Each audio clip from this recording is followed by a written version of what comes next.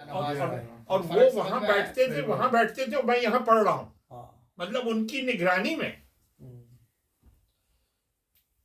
सही। और वो मैंने पहली उसने दफा मैंने बताया बताया किसी वो को, पढ़ता क्या भी पता नहीं था। है। लेकिन ये ऐसा ही होता है।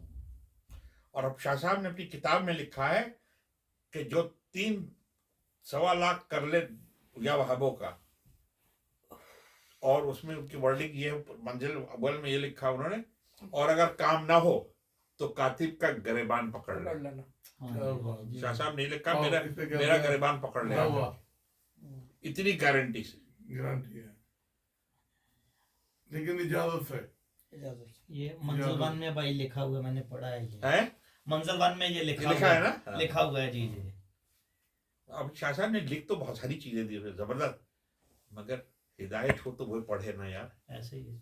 लोगों की किताबों पर बुक शेल्फ में किताब रखी हुई है, और कोई बेहाल रह रहे हैं, कोई है ना तकलीफ प्रॉब्लम सोल्यूशन बगल में रखे हैं, मगर